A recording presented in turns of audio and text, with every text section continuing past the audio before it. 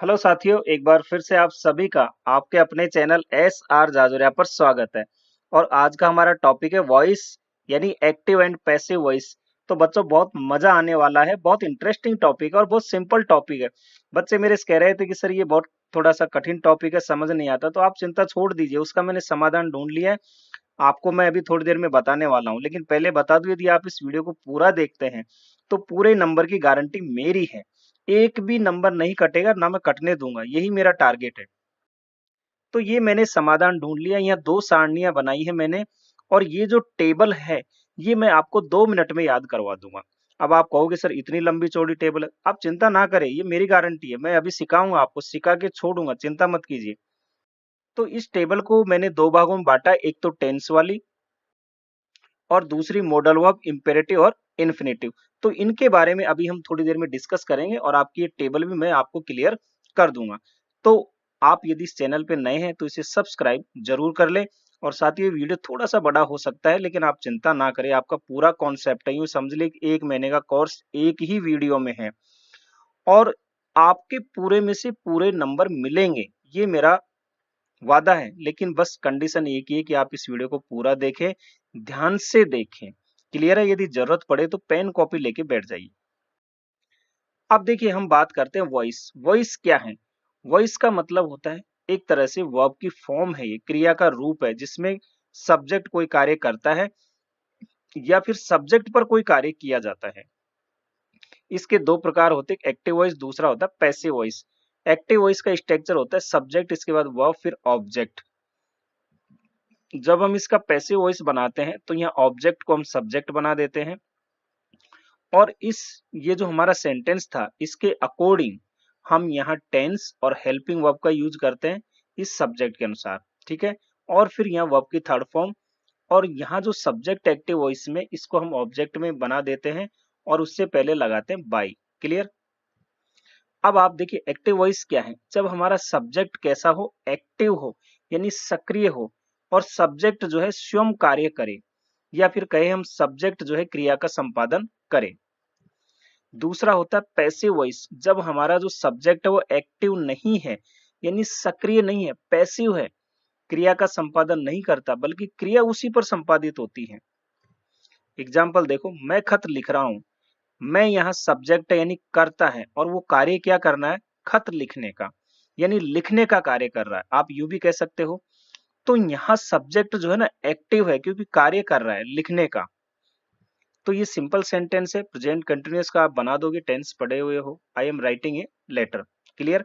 अब यदि आप इसका पैसिव वॉइस बनाओ, जैसे खत मेरे द्वारा लिखा जा रहा है, तो आप लिखोगे letter is being written by me. अब देखिए पैसिव वॉइस में क्या होता है, दो बातें होती है। एक तो जब ऑब्जेक्ट को महत्व दिया जाना आवश्यक हो, यानी ऑब्जेक्ट को महत्व ज्यादा दिया जाता है, तब। या दूसरी बात यह है कि जब सब्जेक्ट का पता नहीं हो, या ये बताने की आवश्यकता नहीं कि कार्य किसने किया है। तो दोनों ही बातें हैं, ये आपको क्लियर हो गया होगा। जैसे यहाँ पे है खत मेरे द्वारा लिखा जा रहा है, यहाँ खत को प्राथमिकता दी है, जो कि ऑब्जेक्ट था। यहाँ ऑब्जेक्ट था ना, तो उसको प्राथमिकता दी गई है, और जो लिख रहा है उसके बारे में उसको इंपॉर्टेंस नहीं दिया जा रहा है। या कई बार ऐसे होता है, जैसे खत लिखा जा रहा है, ये भी हो सकता था, मेरे द्वारा नहीं होता। तो इसका मतलब ये है कि या तो जब सब्जेक्ट का पता नहीं हो, यानी किसके द्वारा लिखा जा रहा है, या ये बताने की आवश्यकता नहीं हो कि कार्य किसने किया है, तो इस सेंस में हम यूज करते हैं पैसिव वॉइस। क्लियर? अब आप देखिए पैसिव वॉइस के रूल्स देख लेते हैं पहले क्या है। एक्टिव वॉइस को जब हम पैसिव वॉइस बनाते हैं तो ऑब्जेक्ट को सब्जेक्ट बनाते हैं और सब्जेक्ट को ऑब्जेक्ट बनाते हैं, या सब कैसे भी कहो, सब्जेक्ट को ऑब्जेक्ट और ऑब्जेक्ट को सब्जेक्ट। तो आई हमारा सब्जेक्ट है, इसको हम ऑब्जेक्ट मी में बदल देते हैं, या फिर ऑब्जेक्ट मी है तो सब्जेक्ट आई में बदल देंगे।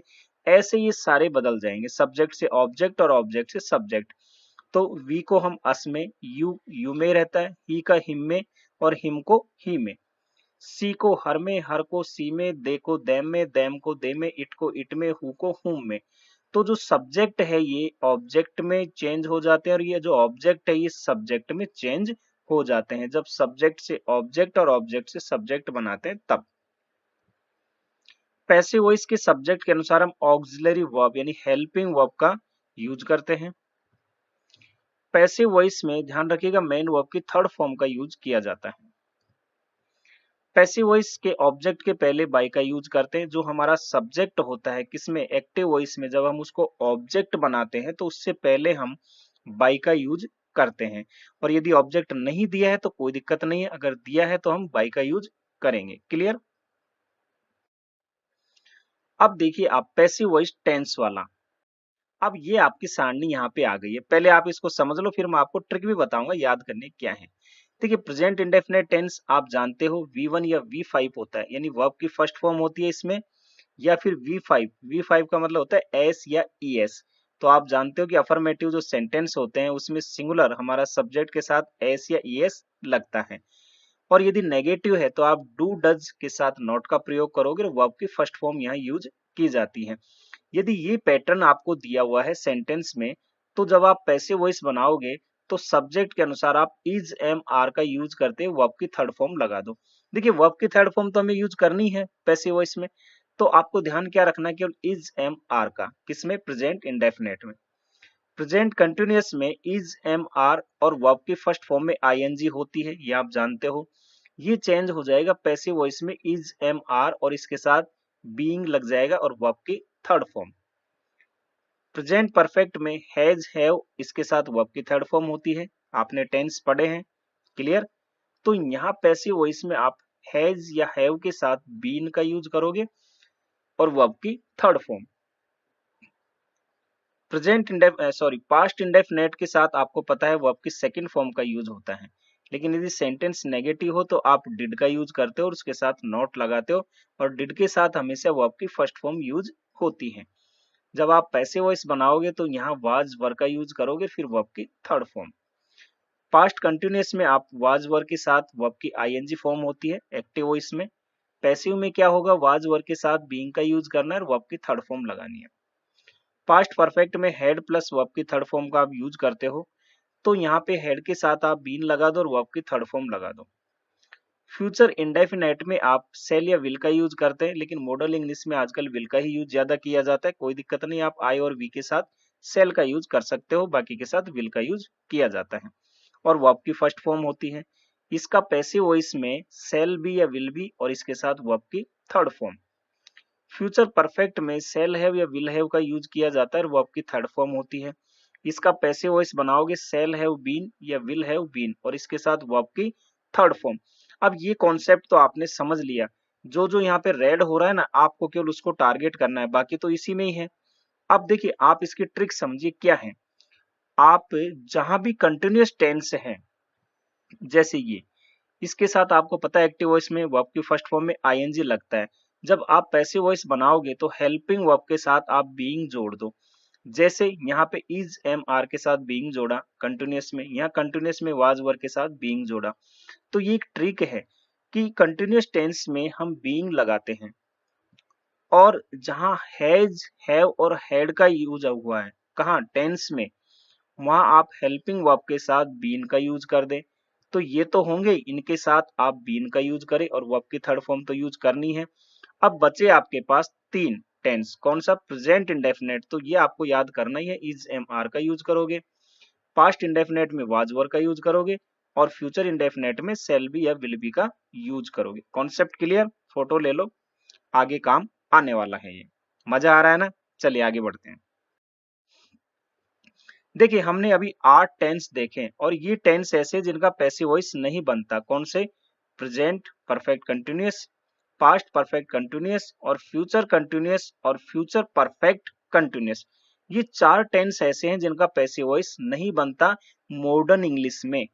लेकिन यदि आपको कहीं सेंटेंस दे दिया जाए इनका और आपसे कहे कि आप इनका पैसिव वॉइस बनाइए, या कहीं एग्जाम में पूछ लिया जाए, मैंने कहा ना वैसे तो नहीं पूछे जाते हैं, लेकिन फिर भी अगर ऐसा है तो बहुत से हमारे जो इंग्लिश के विद्वान हुए उनका मानना यह है कि इनका भी पैसिव वॉइस बनाया जा सकता है। तो मैं आपको समझाने के लिए केवल ये एग्जाम्पल दे रहा हूं। तो आपको क्या करना है, इनकी जो हेल्पिंग वर्ब है ना उसके साथ, क्योंकि सारे कंटिन्यूअस है तो आपको बीइंग लगा के वर्ब की थर्ड फॉर्म लगानी है। जो अभी मैंने ट्रिक बताई थी कि कंटिन्यूअस में हम हेल्पिंग वर्ब के साथ बीइंग लगाएंगे और वर्ब की थर्ड फॉर्म। तो ये सारे ही कंटिन्यूअस है, इनमें आप जो इनके टेंस में लगती है हेल्पिंग वर्ब उसके साथ केवल बीइंग जोड़ दो यहाँ पे, जैसे इनके साथ जोड़ दी सबके साथ। क्लियर? एक एग्जाम्पल भी ले लेते हैं। The girls will be playing football. Will be का यूज हुआ है, मतलब फ्यूचर कंटिन्यूअस का है ये। चलिए पैसिव वॉइस में चेंज करते हैं। फुटबॉल यहाँ ऑब्जेक्ट है, सब्जेक्ट बना दिया विल बी और इसके साथ बीइंग का यूज करेंगे, ये हो गया। वर्ब की थर्ड फॉर्म प्ले है, प्लेड हो जाएगा बाई। सब्जेक्ट क्या था? द गर्ल्स, तो यहाँ ऑब्जेक्ट बन जाएगा द गर्ल्स। तो इस प्रकार आप चेंज कर सकते हो इनको भी, यदि कहीं आपको इसकी जरूरत पड़ जाए तो मैं आपके नॉलेज के लिए मैं इसको बता रहा हूँ। तो बहुत सारे इंग्लिश के जो हमारे बड़े बड़े विद्वान है ये मानते हैं कि इनका भी पैसिव वॉइस बनाया जा सकता है, लेकिन ज्यादातर छोटी क्लास में इनका नहीं पूछा जाता क्योंकि मॉडर्न इंग्लिश में इनका यूज न के बराबर है, मतलब नहीं है, ये समझो आप। अब आ जाइए आप प्रेजेंट इंडेफिनिट टेंस का हम बनाएंगे पैसिव वॉइस। अब बैठ जाइए आराम से, मजा तो अभी आने वाला है। तो सबसे पहले लेते हैं अफर्मेटिव सेंटेंसेज। पैटर्न मैंने पहले ही बता दिया, इज एम आर के साथ वर्ब की थर्ड फॉर्म लगानी है। क्लियर? सेंटेंस है वह एक पत्र लिखती है, तो इसको इंग्लिश में ट्रांसलेट करो। टेंस आप पढ़ चुके हो यार। तो वह एक पत्र लिखती है, very good. She writes a letter, इस बच्चे ने बना दिया। सी राइट्स ए लेटर, सी है वर्ब की फर्स्ट फॉर्म में एस या ईएस लगता है क्योंकि सिंगुलर सब्जेक्ट है, तो वह एक पत्र लिखती है। अब आपको समस्या कहां आती है? जब आप एक्टिव से पैसिव बनाते हो तो आपको ऑब्जेक्ट ढूंढने में दिक्कत आती है। तो आप एक काम कीजिए, आप वर्ब से प्रश्न पूछिए, या तो क्या लगाकर या whom लगाकर। तो सॉरी, या तो व्हाट लगाइए, इंग्लिश की हम बात करें तो हिंदी में हो गया क्या, और इंग्लिश में whom यानी किसे, इससे आप प्रश्न कीजिए।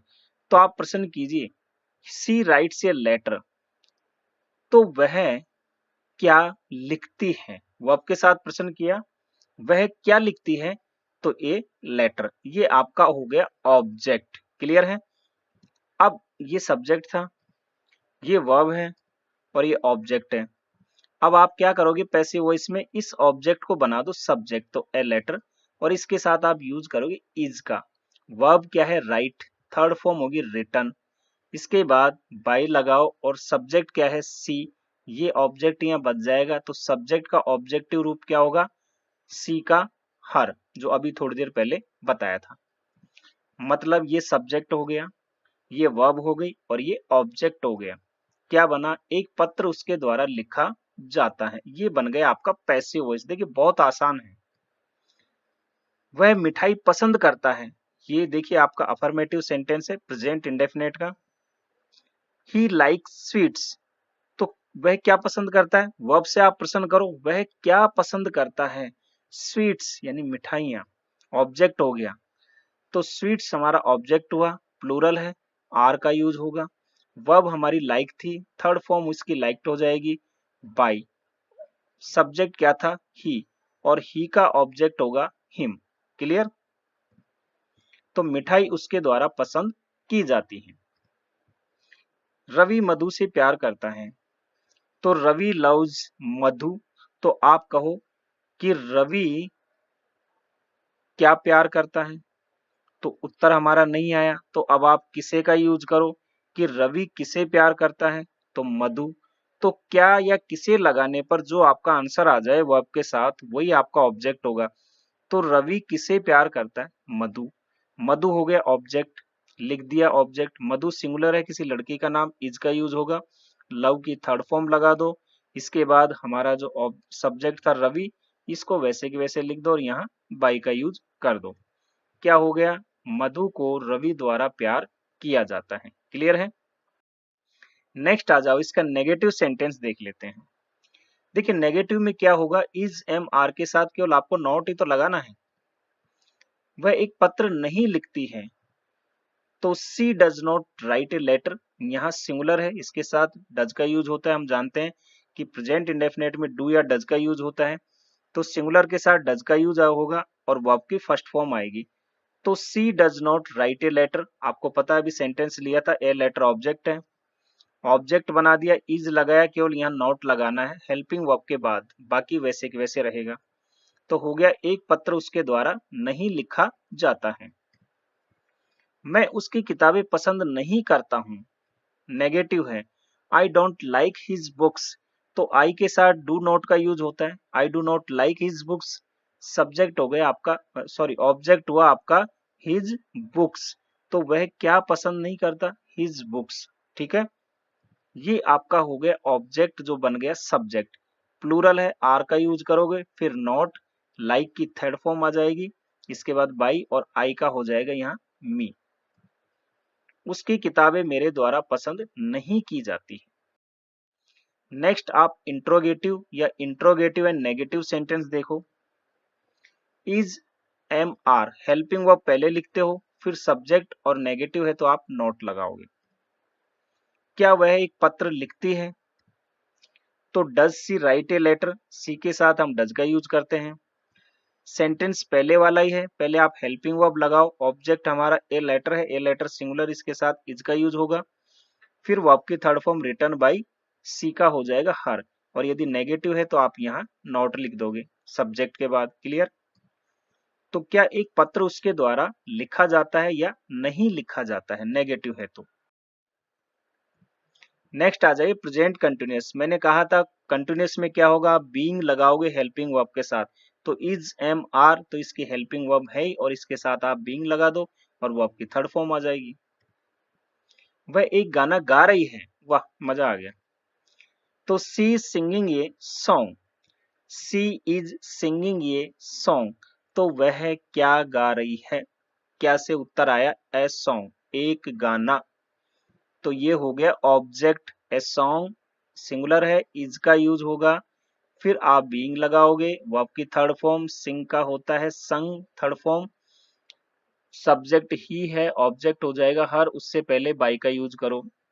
यदि नेगेटिव है तो हेल्पिंग वर्ब के साथ नॉट लगाओगे, जैसे आप टेंस में लगाते हो वैसे कि वैसे। तो एक गाना उसके द्वारा गाया जा रहा है या एक गाना उसके द्वारा नहीं गाया जा रहा है।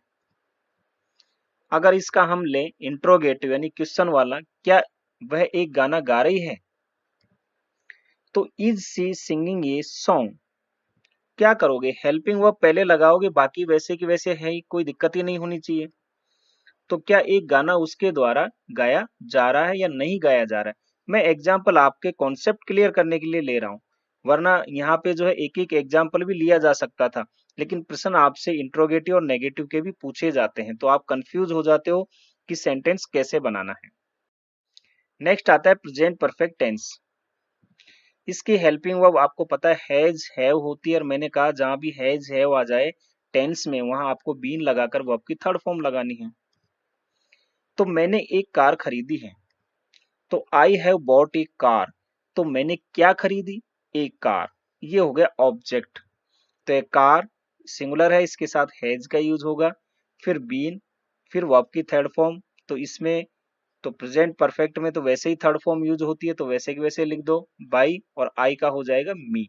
क्लियर है? यदि नेगेटिव है तो आप यहाँ नॉट लगाओगे। तो एक कार मेरे द्वारा खरीदी गई है, क्या मैंने एक कार खरीदी है, ये हमारा हो गया इंट्रोगेटिव। तो have I bought A car, इसमें क्या है हेल्पिंग वर्ब पहले यूज होती है, तो यहाँ भी आप ऐसे ही करोगे, आपका ऑब्जेक्ट जो था ए कार ये सब्जेक्ट बन गया, इसके साथ हैज का यूज हुआ, फिर बीन, फिर वर्ब की थर्ड फॉर्म, फिर बाई और फिर ऑब्जेक्ट। क्लियर? तो क्या एक कार मेरे द्वारा खरीदी गई है। नेक्स्ट है पास्ट इंडेफिनिट टेंस का पैसिव वॉइस। इसके साथ आपको पता है कि वाज वर्ब के साथ वर्ब की थर्ड फॉर्म यूज होती है पास्ट इंडेफिनिट में। उसने एक शेर देखा, ही सा ए लॉयन, ही और यहाँ पे वर्ब की सेकंड फॉर्म आती है सा, ये टेंस में मैंने आपको बताया है। तो उसने क्या देखा, ए लॉयन, एक शेर, तो यही आपका ऑब्जेक्ट हो गया। तो ए लॉयन के साथ वाज का यूज करोगे, फिर आपका सी सा सीन, थर्ड फॉर्म हो गई सीन बाई, और ही का हो जाएगा हिम। तो एक शेर उसके द्वारा देखा गया। उसने एक शेर नहीं देखा, यदि नेगेटिव ले इसका, तो आपको पता है कि डिड का यूज होता है, वर्ब की फर्स्ट फॉर्म आती है, तो he did not see a lion, तो आप बना दो a lion was not seen by him. तो यहाँ पे जो है हेल्पिंग वर्ब के बाद आप नॉट का प्रयोग करोगे। एक शेर उसके द्वारा नहीं देखा गया। नेक्स्ट है, क्या उसने एक शेर देखा? तो ये हमारा जो है इंट्रोगेटिव है, या इंट्रोगेटिव एंड नेगेटिव यदि नॉट लगा है तो did he see a lion? तो आप हेल्पिंग वर्ब पहले यूज करोगे, यहाँ ए लॉयन के साथ वाज का यूज करोगे, फिर बाकी तो वैसे के वैसे है ही। तो क्या एक शेर उसके द्वारा देखा गया? Clear. Next, past continuous tense, इसके साथ कंटिन्यूअस है तो वाज वर्ब के साथ बीइंग लगा दोगे। लड़के क्रिकेट खेल रहे थे, the boys were playing cricket, plural है, वर का यूज होगा। बनाइए आप, लड़के क्या खेल रहे थे? क्रिकेट, तो क्रिकेट ऑब्जेक्ट हो गया, तो क्रिकेट के साथ वाज का यूज होगा। क्रिकेट वाज बीइंग, प्ले की third form played by, subject क्या था? द बॉयज, तो आ जाएगा द बॉयज। तो क्रिकेट लड़कों द्वारा खेला जा रहा था। देखिए मैंने नहीं और नॉट ब्रैकेट में लगा हुआ है सब जगह। यदि आपको नेगेटिव मिलता है सेंटेंस तो आप इस तरह से नॉट लगा दोगे। क्या लड़के क्रिकेट खेल रहे थे? ये इंट्रोगेटिव है, तो were the boys playing cricket. आपको क्या करना है, हेल्पिंग वर्ब पहले लगाओगे, वाज, क्रिकेट, बीइंग, फिर आगे तो सेम टू सेम। तो क्या क्रिकेट लड़कों द्वारा खेला जा रहा था। नेक्स्ट है पास्ट परफेक्ट टेंस का पैसिव वॉइस। यहाँ पे आप हेड के साथ बीन का यूज करते हैं और फिर वर्ब की थर्ड फॉर्म। कविता ने बाहर जाने से पहले गेट पर ताला लगा दिया था या लगा चुकी थी। तो देखिए हम जानते हैं पास्ट परफेक्ट टेंस होता है, इसमें दो एक्शन होते हैं, दो कार्य। जो कार्य पहले होता है उसके साथ हम हैड बीन का यूज करते हैं, और जो बाद में होता है उसको हम पास्ट इंडेफिनेट में बनाते हैं। क्लियर है।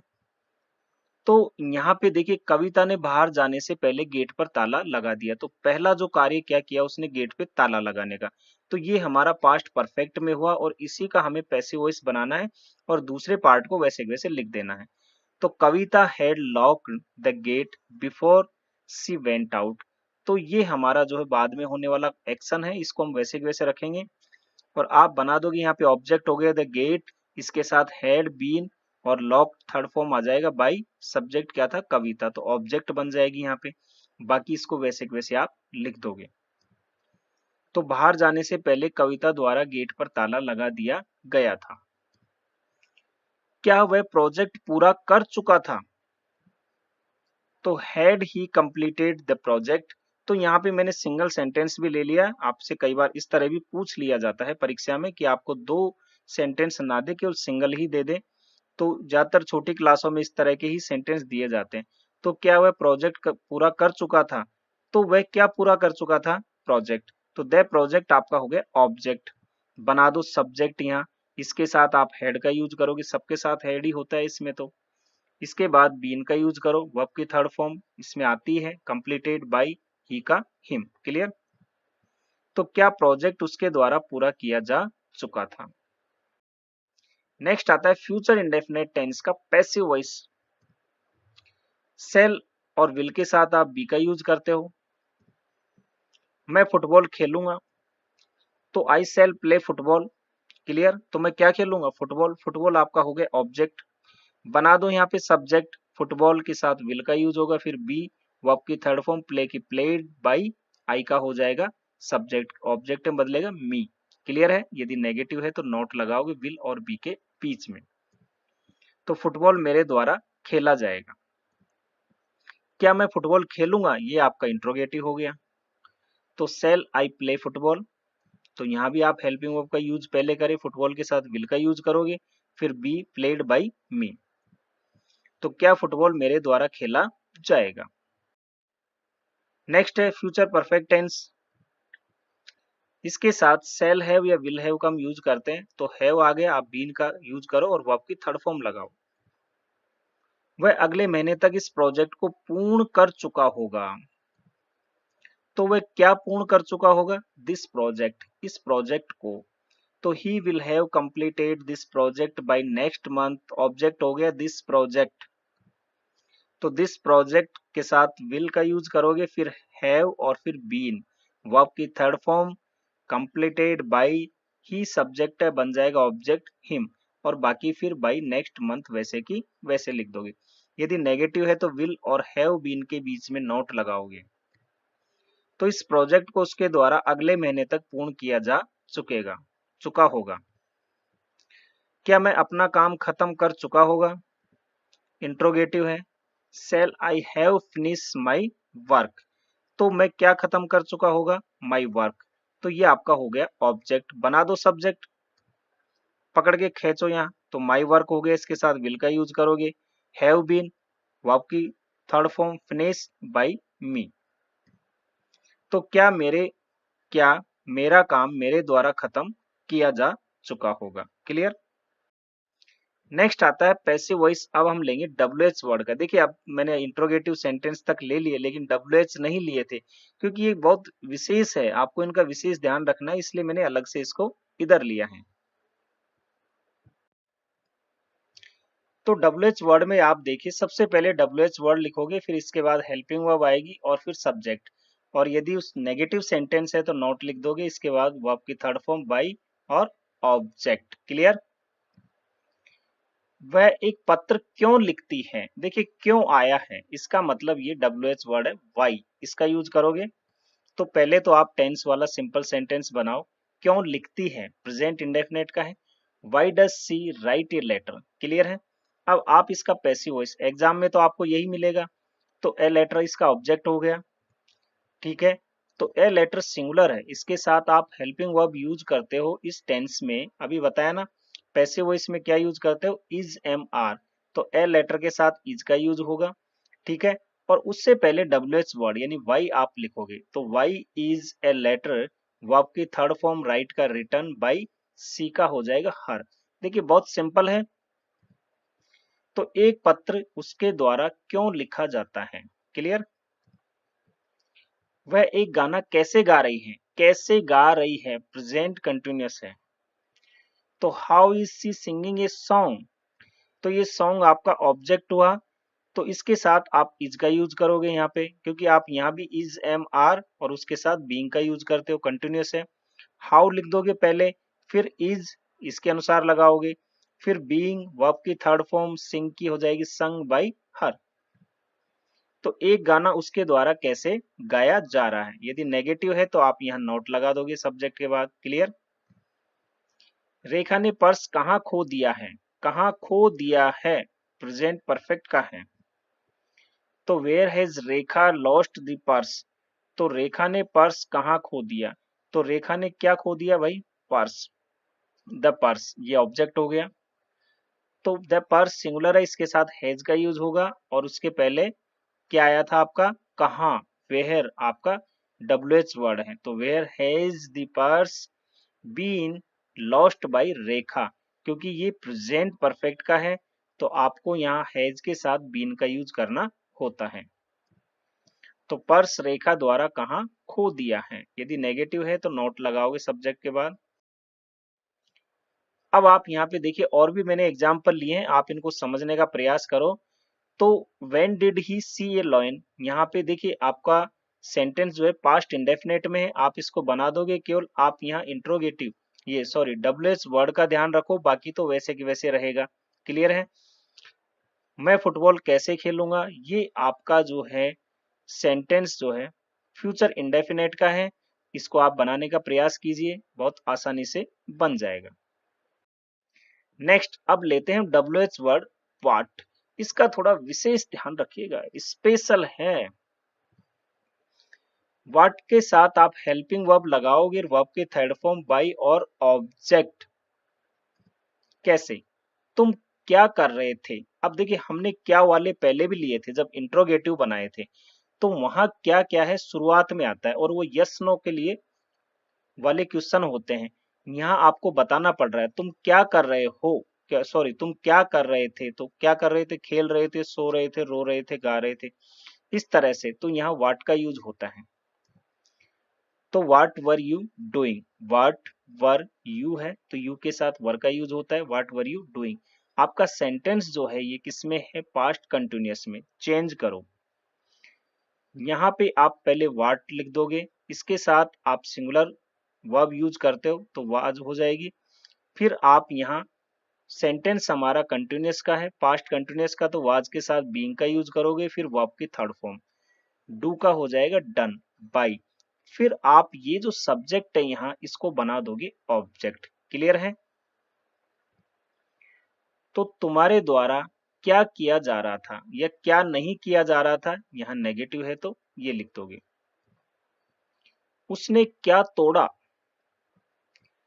What did he break, present indefinite का है, WH वाला क्वेश्चन है। अब आप बनाओ, व्हाट पहले आप लिख दोगे, इसके साथ वाज का यूज करोगे, है ना। वाज के साथ, वाज वर्ब के साथ वर्ब की थर्ड फॉर्म यूज करते हैं इसमें, तो वाज आ जाएगा व्हाट के साथ। फिर ब्रेक की हो जाएगी third form broken by, he का हो जाएगा ऑब्जेक्ट हिम, मतलब उसके द्वारा क्या तोड़ा गया। उसने क्या किया है, प्रेजेंट परफेक्ट का है, तो was what has she done, इसका बन जाएगा, आपको व्हाट पहले लगाना है, इसके साथ हैज का यूज करोगे व्हाट के साथ। फिर बीन वर्ब की थर्ड फॉर्म डन बाई, सी आपका सब्जेक्ट है, बन जाएगा ऑब्जेक्ट हर, तो उसके द्वारा क्या किया गया है। क्लियर? नेक्स्ट आप लो यहाँ पे हाउ मेनी और हाउ मच, इससे भी प्रश्न पूछे जाते हैं, तो ये भी पता होना चाहिए किस प्रकार इनका हम पैसिव वॉइस बनाते हैं। ये हमारा WH हो जाएगा हाउ मेनी और हाउ मच, इसके बाद नाउन आएगा, ध्यान रखिएगा, फिर हेल्पिंग वर्ब और फिर वर्ब की थर्ड फॉर्म।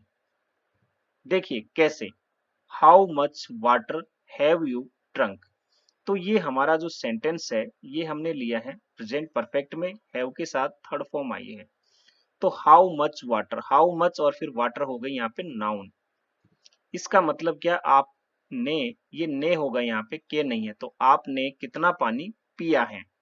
अब इसको आप बनाओ पैसिव वॉइस में, तो हाउ मच तो वैसे के वैसे लिख दोगे, ये साथ में जो नाउन है ना वाटर, ये भी वैसे के वैसे लिख दोगे, और वाटर हमारी जो है सिंगुलर है नाउन, इसके साथ आप हैज बीन का यूज करोगे। क्यों? क्योंकि ये हमारा जो टेंस है ये किसमें है, प्रेजेंट परफेक्ट में, तो हैज बीन का यूज करोगे, वो आपकी थर्ड फॉर्म आ जाएगी ड्रंक बाई, ये आपका जो यहाँ पे सब्जेक्ट है ये ऑब्जेक्ट बन जाएगा बाई यू। क्लियर?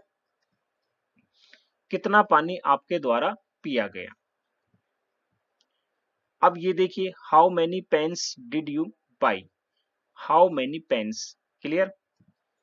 आपने कितने पेन खरीदे। पहले सेंटेंस देखिए किस टेंस का है, डिड का यूज हुआ है, वो आपकी फर्स्ट फॉर्म है, मतलब पास्ट इंडेफिनेट है, तो हाउ मेनी पेन्स तो आप लिख ही दोगे, हाउ मेनी और पेन्स हमारी ये नाउन हो गई। यहाँ ध्यान रखिएगा हाउ मेनी पेन्स, पेन्स हमारी जो कैसे हैं, प्लूरल है, तो प्लूरल के साथ आप क्या यूज करते हो पास्ट इंडेफिनेट में, वर का यूज। ठीक है? फिर वर्ब की थर्ड फॉर्म बाई का बॉट, और फिर ये बाई लगा करके आप यहाँ सब्जेक्ट का ऑब्जेक्ट बना दोगे यू। तो कितने पेन आपके द्वारा खरीदे गए, ये इसका हिंदी होगा। नेक्स्ट है पैसिव वॉइस, WH वर्ड हमारा हूं, और देखिए इससे बहुत सारे प्रश्न पूछे जाते हैं परीक्षा में। किसने इस पुस्तक को लिखा, किसमें है, पास्ट इंडेफिनेट का है। हु रोट दिस बुक, यहाँ पे हु के साथ सेकंड फॉर्म आई है, मतलब कि पास्ट इंडेफिनेट का है, तो who wrote this book, this book आपका ऑब्जेक्ट हो गया यहाँ पे, ये आपका ऑब्जेक्ट है यहाँ पे। क्लियर है? अब आप जो है हूं वाले जो सेंटेंस है इसको शुरुआत करो पैसिव वॉइस में बाई हुम से। क्लियर है?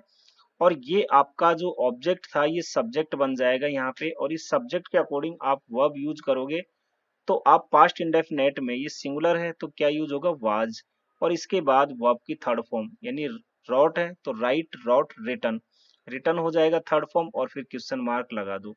एक तरीका तो ये है। दूसरा ये कि आप हु का यूज करो, इसके बाद हेल्पिंग वर्ब, फिर आपका ये जो यहाँ जो ऑब्जेक्ट था ये सब्जेक्ट बन जाएगा, इसके बाद वर्ब की थर्ड फॉर्म, और फिर बाई आप पीछे लगा दो। तो या तो आप बाई हुम लगा करके बना सकते हो पैसिव वॉइस, या हूं से पैसिव वॉइस बना सकते हो तो बाई आपको बाद में लिखना है जब सेंटेंस हमारा हूं से शुरू हो। ध्यान रखिएगा। किसके द्वारा ये पुस्तक लिखी गई, हिंदी में ये होगा किसने तुम्हें धोखा दिया है, तो हु हैज डिसीव्ड यू। अब सेंटेंस किसका है, प्रेजेंट परफेक्ट का है, हैज के साथ थर्ड फॉर्म यूज हो रही है। आप बाई हुम लगा के बनाइए। आपका ऑब्जेक्ट क्या है, यहाँ पे यू, सब्जेक्ट बन जाएगा, यू के साथ हम हैव और बीन का यूज करेंगे पैसिव वॉइस में, वर्ब की थर्ड फॉर्म आई जाएगी। या फिर आप हु के साथ बनाते हो तो बाई आपका यहाँ पीछे लगेगा। किसके द्वारा तुम्हें धोखा दिया गया है, क्लियर। नेक्स्ट, कौन मेरी मदद करेगा, हु विल हेल्प मी।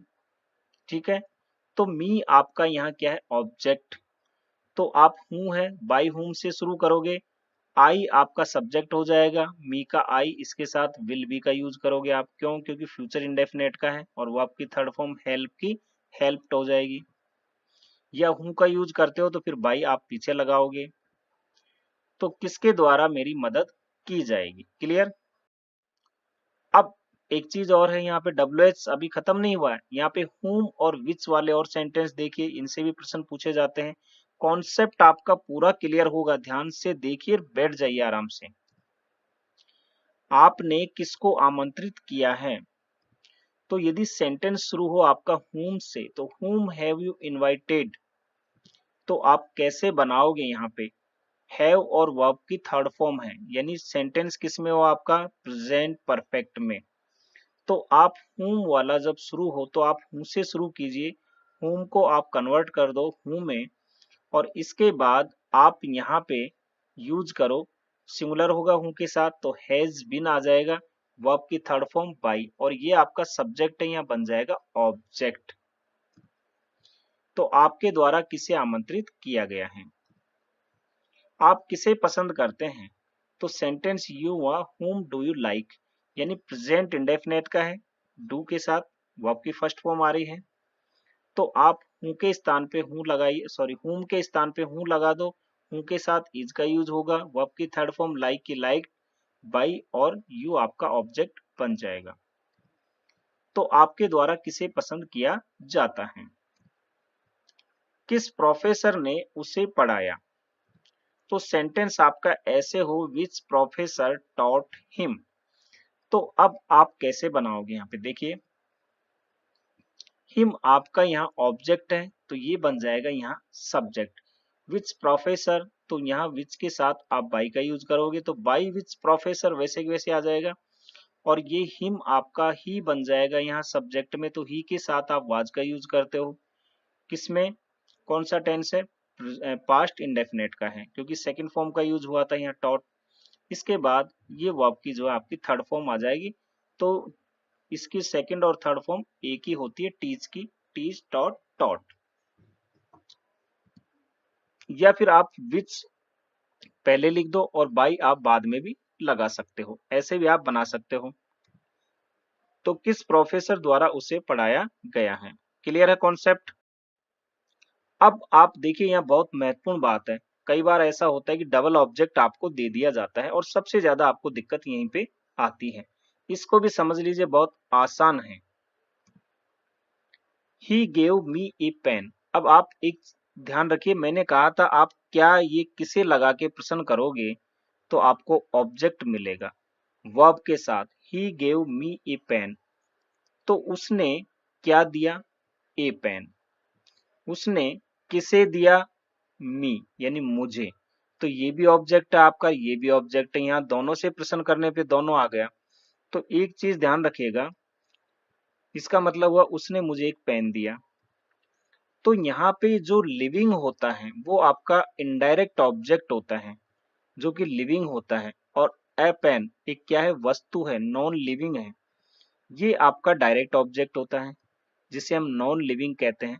अब आप दोनों में से किसके द्वारा भी पैसिव वॉइस बना सकते हो, लेकिन ध्यान रखिएगा ज्यादा जो बेटर है वो हमारा इनडायरेक्ट ऑब्जेक्ट यानी जो लिविंग है उसका यूज किया जाता है। वैसे आप दोनों में से किसी से बनाओ, कोई दिक्कत नहीं है। चलिए सबसे पहले हम ऑब्जेक्ट इसको मान लेते हैं मी को, तो इसके द्वारा बनाते हैं।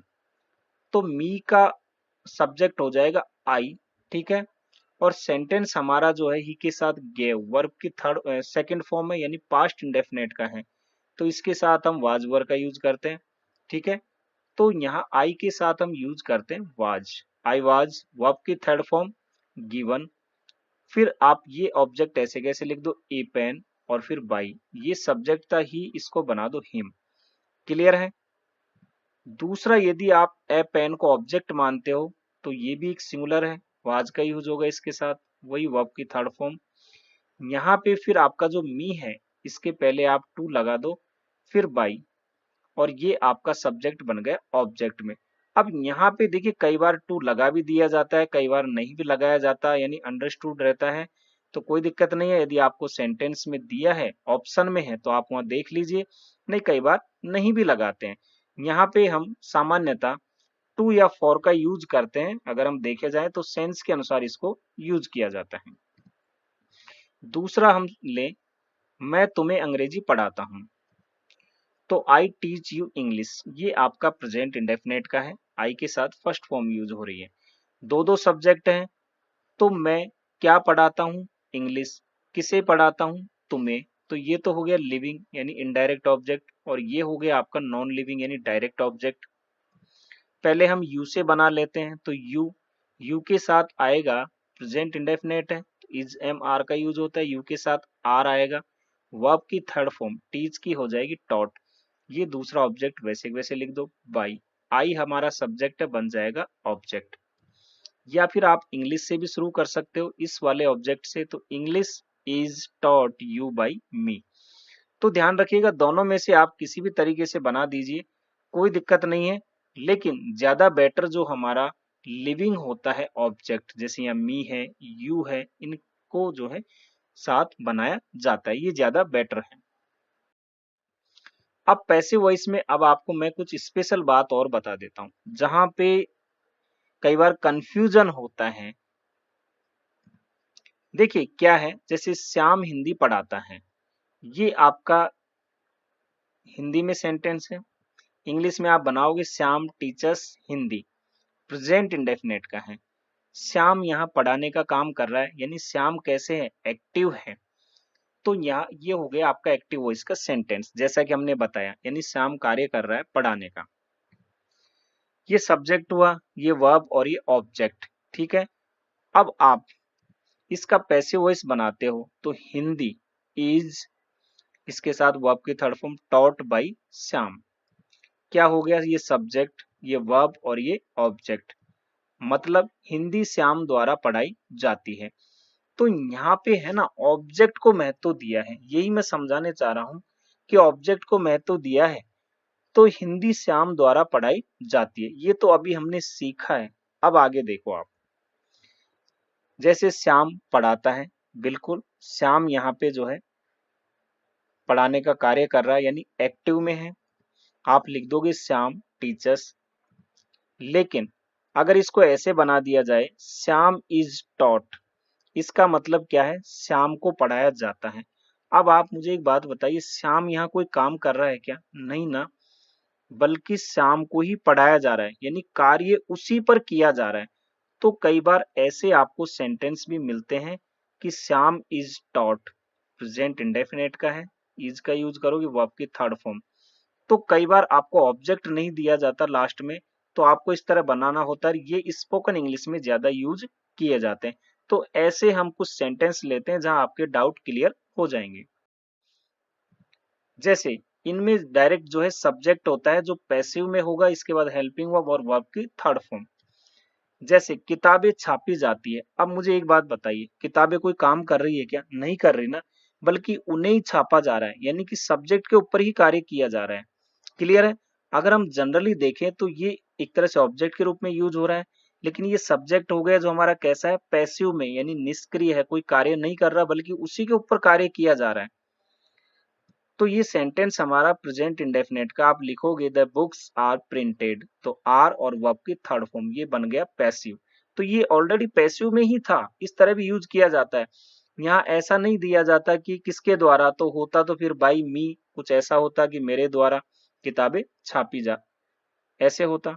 तो वो नहीं दिया है, तो कई बार जो है सब्जेक्ट को शो नहीं किया जाता, यानी वो जरूरी नहीं कि उसको बताया जाए।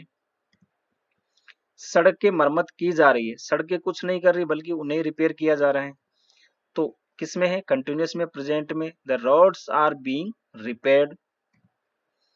पत्र टाइप किया जा चुका है, ये किसमें है, प्रेजेंट परफेक्ट में है। A letter has been type, तो यहाँ पत्र कुछ कर रहा है क्या, नहीं ना, बल्कि उसे टाइप किया जा रहा है। उसे पढ़ाया गया, पास्ट इंडेफिनेट का है। ही वाज टॉट, वह कुछ नहीं कर रहा, कोई एक्शन नहीं कर रहा, बल्कि उसे ही पढ़ाया जा रहा है, पैसिव में हो गया। मिठाइयाँ बांटी जा रही है, मिठाइयाँ कुछ कर रही है क्या, नहीं ना, बल्कि उन्हें ही बांटा जा रहा है, पास्ट कंटिन्यूअस में होगा। स्वीट्स आर बीइंग डिस्ट्रीब्यूटेड, लड़का पढ़ाया जा चुका था, पास्ट परफेक्ट का। A boy had been taught, इस मोबाइल को बेचा जाएगा, फ्यूचर इंडेफिनेट का हो गया। This mobile will be sold, पत्र भेजा जा चुका होगा, फ्यूचर परफेक्ट का हो गया। A letter will have been sent, तो ये वो सेंटेंस है जहां आपको कंफ्यूजन होता है, तो मैंने सारा बता दिया, और इनका यूज ज्यादातर स्पोकन में किया जाता है। तो आपसे परीक्षा में तो ये पूछा नहीं जाता है, तो यूज कहाँ किया जाता है, स्पोकन में, तो आपका कंफ्यूजन भी दूर हो गए, आपके डाउट सारे क्लियर हो गए। अब नेक्स्ट हमारा आता है दूसरा पार्ट शुरू होता है, जो ये दूसरी टेबल मैंने बताई थी, इस पर अब हम डिस्कस करेंगे। तो यहाँ पे देखिए मॉडल वर्ब, यदि मॉडल वर्ब के साथ वर्ब की फर्स्ट फॉर्म यूज हुई है, तो आप पैसिव में उस मॉडल वर्ब के साथ बी लगा करके वर्ब की थर्ड फॉर्म लगा दोगे, क्लियर। और यदि मॉडल वर्ब के साथ हैव का यूज हुआ है, और हैव के साथ वर्ब की थर्ड फॉर्म यूज होती है एक्टिव में, तो आप इसके साथ हैव बीन लगा करके थर्ड फॉर्म लगा दोगे, क्लियर। अब इंपेरेटिव जो है अलग अलग टाइप के होते हैं, एक तो ऑर्डर वाला है, जिसमें कोई ऑर्डर का मतलब कोई आदेश दिया जा रहा है, तो सिंपल पैटर्न होता है, वर्ब की फर्स्ट फॉर्म आती है, फिर ऑब्जेक्ट आता है, क्लियर है।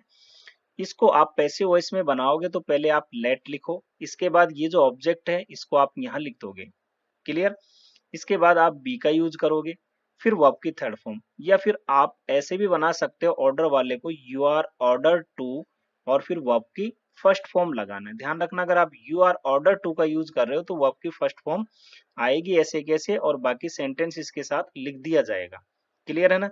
तो ये वाला थोड़ा इजी है आपके लिए, एग्जाम में यदि आप बना रहे हो तो।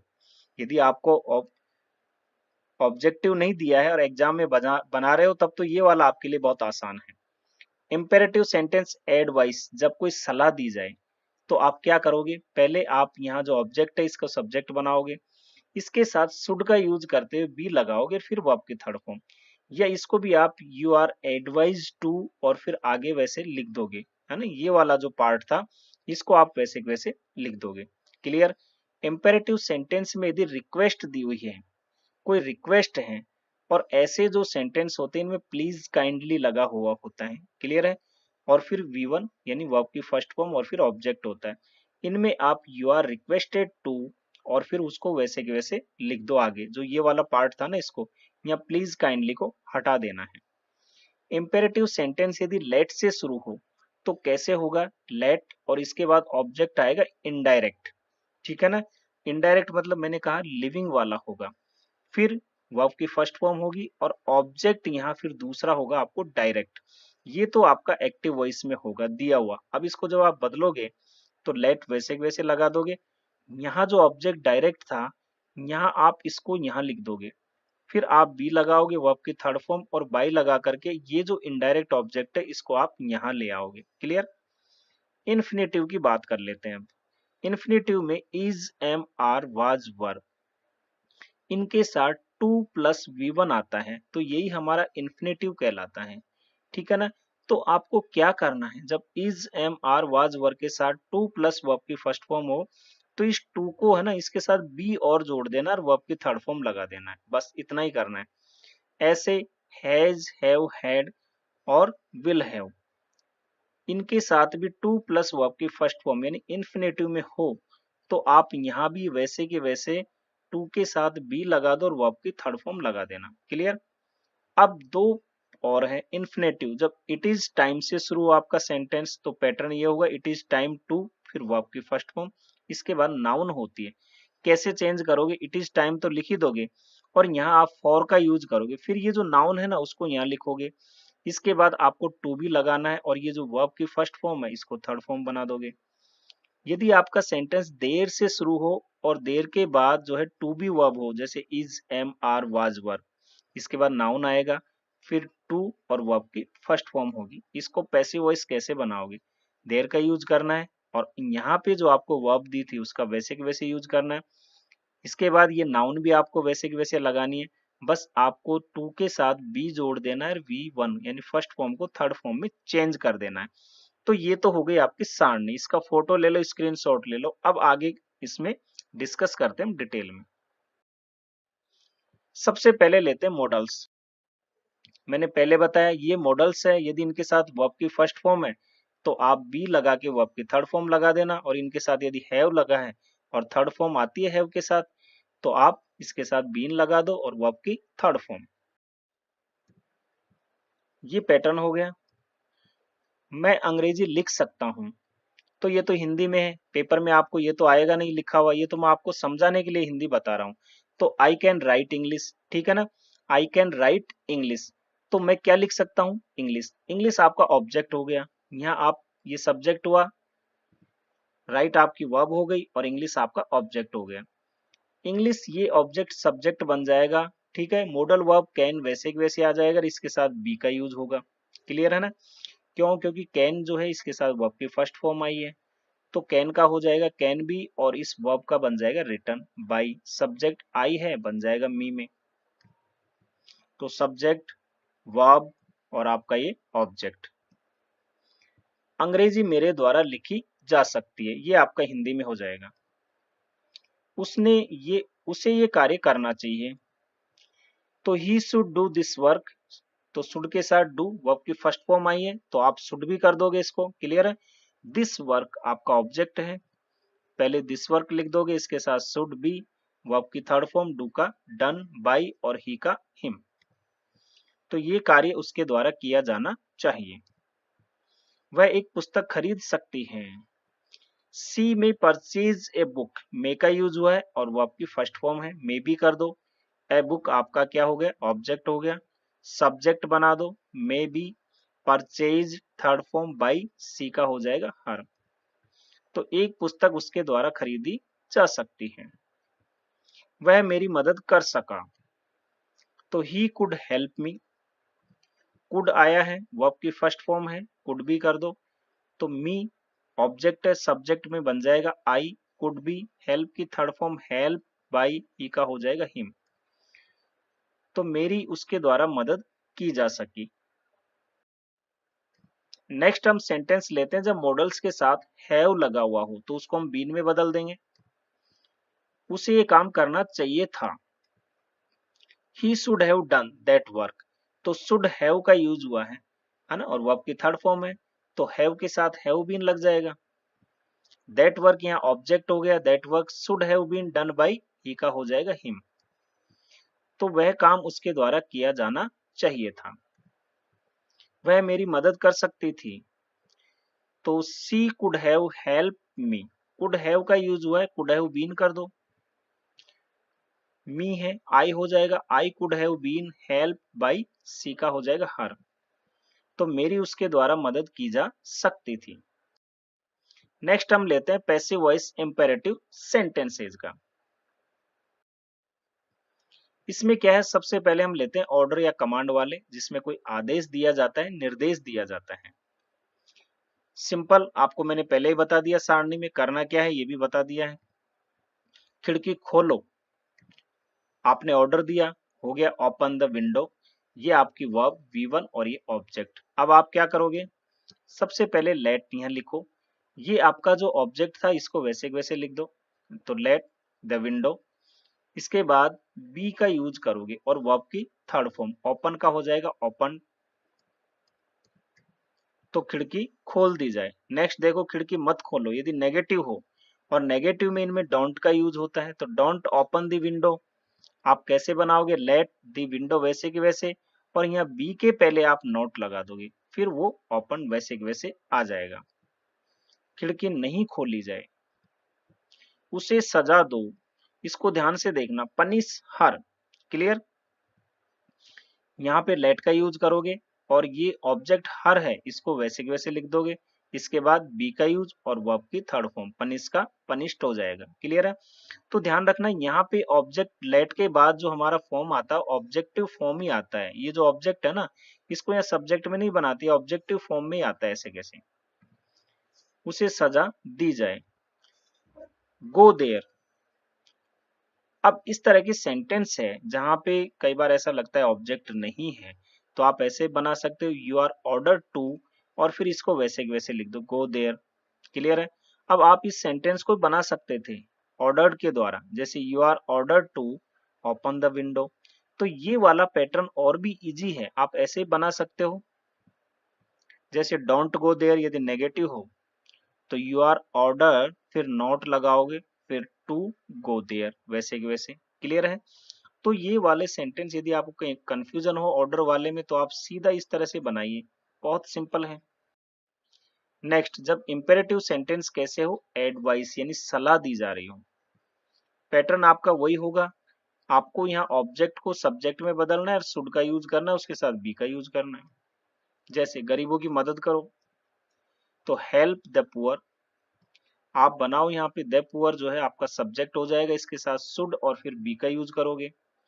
फिर वर्ब की थर्ड फॉर्म हेल्प्ड हो जाएगी, तो गरीबों की मदद करनी चाहिए। खिड़की मत खोलो, सेंटेंस वही है, डोंट ओपन द विंडो। आप कैसे बनाओगे? ये आपका सब ऑब्जेक्ट है, सब्जेक्ट हो जाएगा the window should not be open, तो शुड और बी के बीच में नॉट लगा दोगे। खिड़की नहीं खोलनी चाहिए। तो ये देखिए, खिड़की मत खोलो या खिड़की खोलो, ये एडवाइस भी तो हो सकती है, ऑर्डर भी हो सकता है। जब आपको नहीं समझ में आए कि ये एडवाइस या ऑर्डर है, तो आप, मैंने इससे पहले जो तरीका बताया था ऑर्डर वाला, वो भी यूज कर सकते हो या एडवाइस वाला भी यूज कर सकते हो, कोई कंफ्यूजन नहीं होना चाहिए। क्लीन योर रूम, आप इस यहाँ भी आप यू आर एडवाइज का यूज कर सकते हो, तो यू आर एडवाइज टू और फिर वैसे के वैसे लिख दो। तो ये पैटर्न बहुत आसान है, क्योंकि यहाँ आप टू लगा करके इस सेंटेंस को वैसे के वैसे लिख दो, मजा आ जाता है। जैसे डोंट स्मोक, आप क्या लिखोगे? You are advise not to smoke. Don't तो हट ही जाएगा, एडवाइज के बाद नॉट और फिर टू, इसके बाद स्मोक, ये वर्ब की फर्स्ट फॉर्म वैसे की वैसे। नेक्स्ट आ जाइए, जब इंपेरेटिव सेंटेंस हमारा रिक्वेस्ट हो जिसमें प्लीज काइंडली लगा होता है, प्लीज काइंडली हटा दो और यू आर रिक्वेस्टेड टू, और फिर आगे का पार्ट वैसे के वैसे लिख दो। कृपया मेरी मदद करें, यहाँ मेरी होगा, मरी लिख दिया तो कृपया मेरी मदद करें। प्लीज हेल्प मी, प्लीज आ गया मतलब रिक्वेस्ट है, आप कैसे लिखोगे? यू आर रिक्वेस्टेड टू और फिर हेल्प मी, प्लीज काइंडली को हटा देंगे तो हेल्प मी वैसे के वैसे लिख दो। कितना सिंपल है पैटर्न, आपसे मेरी मदद करने की प्रार्थना की जाती है। प्लीज डोंट डिस्टर्ब मी, यदि नेगेटिव हो तो यहाँ से यहाँ तक को हटा दो पूरा, और आप क्या लिखोगे? यू आर रिक्वेस्टेड नॉट, क्योंकि नेगेटिव है, फिर टू लगा करके वर्ब के साथ इसको वैसे के वैसे लिख दो। अब हम लेते हैं इंपेरेटिव सेंटेंस जो लेट से शुरू होते हैं। ये आपका पैटर्न होता है, पहले ऑब्जेक्ट इनडायरेक्ट आएगा V1 और फिर ऑब्जेक्ट डायरेक्ट आएगा। इसमें आप वैसे बनाओगे, कैसे? उसे फुटबॉल खेलने दो, तो सेंटेंस आपका लिखा होगा let him play football. Clear है? तो यहाँ पे फुटबॉल जो है ये आपका, देखिए फुटबॉल क्या है, डायरेक्ट ऑब्जेक्ट है क्योंकि ये नॉन लिविंग है। ठीक है? तो लेट के बाद पहले आप डायरेक्ट ऑब्जेक्ट लिखोगे यहाँ पे, इसके बाद बी का यूज करोगे, फिर वर्ब की थर्ड फॉर्म प्ले का प्लेड बाई, और ये वाला जो ऑब्जेक्ट था हमारा इनडायरेक्ट, इसको आप बाद में लिख दोगे हिम वैसे के वैसे। मुझे एक गाना गाने दो, let me Singh a song, बना दो इसी पैटर्न पे, let a song be sung by me. Let us play football, ठीक है? तो ये भी वैसे ही है, आप वैसे के वैसे बना दो, let football be played by us. अब यहाँ ध्यान देने वाली बात है, यहाँ तो हमने लेटस प्ले फुटबॉल लिखा था, लेकिन यहाँ लेटस प्ले लिखा हुआ है, तो इस तरह का जब सेंटेंस हो तो आप यहाँ लेट वाले में इस तरह बना सकते हो, इट इज सजेस्टेड दैट, और ये जो अस है ये बन जाएगा आपका सब्जेक्ट में वी, और इसके साथ शुड का यूज और फिर वर्ब की फर्स्ट फॉर्म लिखनी है। क्लियर है? तो ये ध्यान रखना कि लेट से शुरू होने आने में लेट अस के बाद यदि वर्ब ही दी हुई है और आपको ऑब्जेक्ट यानी डायरेक्ट ऑब्जेक्ट नहीं दिया है तो फिर आप इस तरह से बनाइए। नेक्स्ट पैसिव वॉइस आपका इन्फिनेटिव वाला जो है, एक बार और देख लेते हैं। ये वाला सॉरी इन्फिनेटिव का ही था, उससे पहले हमने इम्पेरेटिव पे किया था। इन्फिनेटिव वाले में देखिए passive voice is am are was were, इसके साथ टू प्लस वर्ब की फर्स्ट फॉर्म आती है जैसे लिखा हुआ है। तो इज एम आर का यूज कहाँ करते हैं? फ्यूचर में कोई कार्य पूर्व निर्धारित कार्यक्रम के अनुसार होने वाला है, प्री प्लान हमारा है वो कार्य होने वाला है। और वाज वर का यूज कहाँ होता है? पास्ट में कोई कार्य आपका पूर्व निर्धारित कार्यक्रम के अनुसार होने वाला था लेकिन किसी कारणवश वो हुआ नहीं है। पैटर्न इस तरह होता है, सब्जेक्ट मैंने आपको टेबल में बता दिया था कि टू V1 और फिर ऑब्जेक्ट, और इसका जब आप बनाओगे यहाँ पे तो आपको क्या करना है? टू के साथ केवल बी जोड़ना है और वर्ब की थर्ड फॉर्म करनी है बस। जैसे he is to write a novel, यहाँ ही है इज आया है, इसके साथ to write to plus verb की फर्स्ट फॉर्म, यही इन्फिनेटिव होता है। तो वह एक उपन्यास लिखने को है या लिखने वाला है, मतलब पूर्व प्लान है, तो फ्यूचर में कोई कार्य पूर्व निर्धारित प्लान के अनुसार होने वाला है। तो ये सब्जेक्ट हुआ, ये आपकी वर्ब हो गई और ये हो गया ऑब्जेक्ट। तो हम वैसे भी प्रश्न करें कि वह क्या लिखने वाला है, तो ए नॉवल, ये ऑब्जेक्ट को सब्जेक्ट बना दो, ठीक है ना। इसके साथ आप यूज करोगे इज आया है तो ए नॉवल भी सिंगुलर है, इज का यूज होगा। फिर आप टू भी लगा दो और वर्ब की थर्ड फॉर्म लगा दो, राइट की रिटर्न बाई और ही सब्जेक्ट को कर दो हिम। क्लियर? तो ये सब्जेक्ट हो गया, ये वर्ब और ये ऑब्जेक्ट। एक उपन्यास उसके द्वारा लिखा जाना है। You are to play cricket, you are to play आ गया, आर के साथ टू प्ले यानी इन्फिनेटिव है, तो आप क्या बना दोगे? Cricket is to be played by you. Clear? मैं एक गाने गाना वाले था, मैं एक गाना गाने वाला था, तो ये हो गया आपका पास्ट में। I was to sing a song, आप कैसे बनाओगे? इस song was to be sung by me. Clear? एक गाना मेरे द्वारा गाया जाने वाला था। We were to buy a car, तो मैंने वर का भी एग्जाम्पल ले लिया, यहाँ पे वी के साथ वर का यूज करोगे, क्या हो जाएगा? ए कार ऑब्जेक्ट है, इसके साथ वाज का यूज होगा क्योंकि सिंगुलर है। फिर to be bought by us, by की थर्ड फॉर्म क्या होगी? बॉट बाई अस, वी का हो जाएगा अस। तो यहाँ कुछ नहीं करना, आपको केवल टू बी लगाना होता है और वर्ब की थर्ड फॉर्म लगानी होती है इन्फिनेटिव में। दूसरा इन्फिनेटिव हमारा जो आवश्यकता, अनिवार्यता और बाध्यता को शो करता है, जैसे has, have, had, shell have या विल हैव, इनके साथ टू प्लस वर्ब की फर्स्ट फॉर्म आती है, ये वाली। तो आप क्या करोगे? इनके साथ आपको टू भी लगा देना है और बाकी पैटर्न वही रहेगा। जैसे मुझे लड़के को पढ़ाना पड़ता है, अब ये देखिए मेरी बाध्यता हो सकती है, मजबूरी हो सकती है कि मैं चाहता नहीं लेकिन मुझे पढ़ाना पड़ता है। तो सेंटेंस कुछ इस तरह होता है, I have to teach a boy, I have to teach a boy, इस तरह के सेंटेंस होते हैं, इनमें हैव, हैज, हैड का यूज होता है, या शैल हैव या विल हैव का। तो हैज, हैव का तो प्रेजेंट में, हैड का यूज पास्ट में और शैल हैव या विल हैव का फ्यूचर में। देखते हैं अभी। ए बॉय आई यहाँ ऑब्जेक्ट है, बना दो सब्जेक्ट, तो इसके साथ यूज क्या होगा? हैज, टू भी लगा दो, टॉट, टीच की थर्ड फॉर्म, बाई आई का हो जाएगा मी, लड़के को मेरे द्वारा पढ़ाना पड़ता है। दूसरा पास्ट में ले लो, मुझे लड़के को पढ़ाना पड़ा था, यानी इसकी मजबूरी हो सकती थी, आवश्यकता, बाध्यता हो सकती थी। तो I had to teach a boy, बात वही है, यहाँ पे हैड आया है तो हैड आ जाएगा, बाकी वैसे के वैसे रहेगा। तो लड़के को मेरे द्वारा पढ़ाना पड़ा था, मुझे लड़के को पढ़ाना पड़ेगा या पढ़ाना होगा, यानी फ्यूचर में आ गया, कोई हमारी बाध्यता होगी या आवश्यकता भी हो सकती है, जैसे हमें देश की सेवा करनी पड़ेगी, तो ये आवश्यकता भी तो हो सकती है। तो I shall have to teach a boy, to teach आया मतलब कि इन्फिनेटिव आ गया, आपको टू भी लगा देना है।